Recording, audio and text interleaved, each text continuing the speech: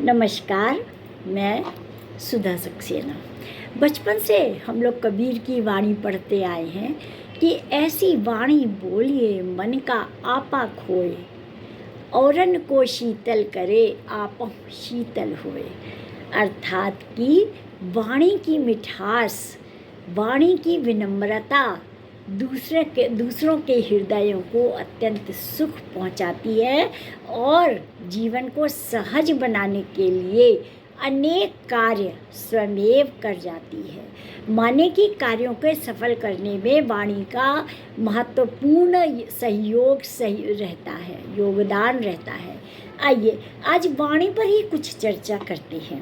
वैसे तो आप सब ने बहुत कुछ पढ़ा है, लेकिन फिर भी मैं अपनी याददाश्त को पुनः लाने के लिए, पुनः याद करने के लिए कुछ बातें दोहरानी आवश्यक हो जाती है। तो आइए आज वाणी पर ही कुछ चर्चा करते हैं।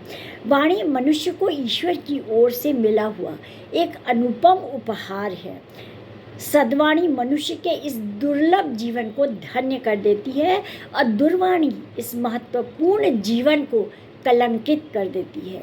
ईश्वर ने मनुष्य को वाणी केवल वैचारिक आदान प्रदान के लिए नहीं दी है, बल्कि इसलिए भी दी है कि वह इससे स्वयं और उसके संपर्क में आने व्यक्ति का कल्याण ही न करे, बल्कि जीवन के प्रति उसकी दृष्टि भी बदल दे। उसी वाणी का प्रयोग करके एक भिखारी भीख मांगता है और उसी का उपयोग करके एक अज्ञानी व्यक्ति डांट फटकार खाकर जीवन से दुखी और उसके प्रति क्रोधित हो जाता है। जबकि उसी वाणी का प्रयोग करके एक प्रवीण और अच्छे उच्चारण करके एक ऋषि और भक्त मंत्र दृष्टा बन करके अपने आराध्य का सानिध्य प्राप्त करने में सक्षम हो जाता है। देखिए अलग अलग प्रकार से किस प्रकार से वाणी हमें जीवन में अलग अलग कार्य क्षेत्र में सफलता और असफलता दिलवाती है। वाणी के उपयोग से कथावाचक असंख्य भक्तों का स्नेह प्राप्त कर उनके जीवन में खुशियों की बहार ले आता है। कोई वाणी का उपयोग कर दुख पाता है, जबकि दूसरा उसके उपयोग से दूसरों के दुख दूर करने में सहायक हो जाता है। हमारी वाणी से निकले शब्दों अथवा भाव संबंधों अभिव्यक्तियों को कोई क्षण भर के लिए भी याद नहीं रखना चाहता है, लेकिन नानक, कबीर, रैदास या फिर मीरा की हजारों साल पहले कही गई वाणी को मिटाने, झुठलाने और भुलाने का साहस आज भी किसी में नहीं है।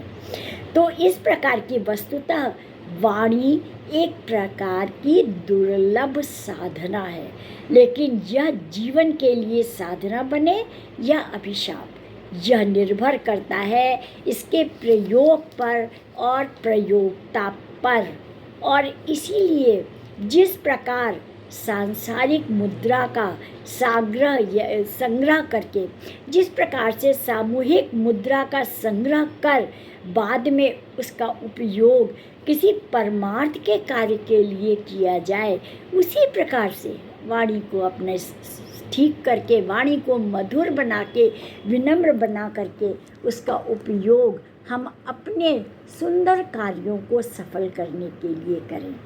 और इसी प्रकार से अगर हम संग्रह की हुई मुद्रा दुर्व्यसनों में खर्च कर दें तो वो व्यर्थ है। और यदि हम इतना पढ़ लिख करके, इतना सीख करके अपशब्द और बुरी वाणी बोलते हैं और लोगों को दुख पहुंचाते हैं, तो यह तो उसी प्रकार से हुआ कि हम उसका गलत उपयोग कर रहे हैं। वाणी का सदुपयोग सकारात्मकता को जन्म देता है, जबकि दुरुपयोग जो है वो पीड़ा, पश्चाताप, आत्मग्लानि व कुंठा को जन्म देता है, जो शारीरिक और मानसिक कई प्रकार की व्याधियों का कारण बनता है।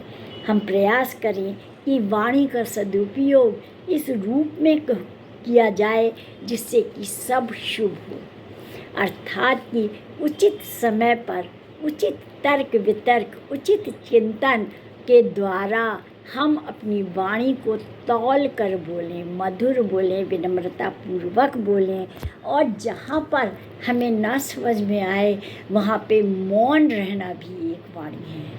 मौन रहें, केवल मुस्कुरा के अपना कार्य चलाएं। तो इस प्रकार से वाणी का अपना एक महत्व है। शब्दों की अभिव्यक्ति आपको आपके व्यक्तित्व में निखार लाती है और आपके कार्यों को सहज बनाती है। तो आज इतना ही। आप सब ने मेरे चैनल को लाइक और सब्सक्राइब किया, उसके लिए धन्यवाद। यदि आपको मेरी चर्चा अच्छी लगती है तो मेरे चैनल को कृपया आगे बढ़ाएं। धन्यवाद। नमस्कार।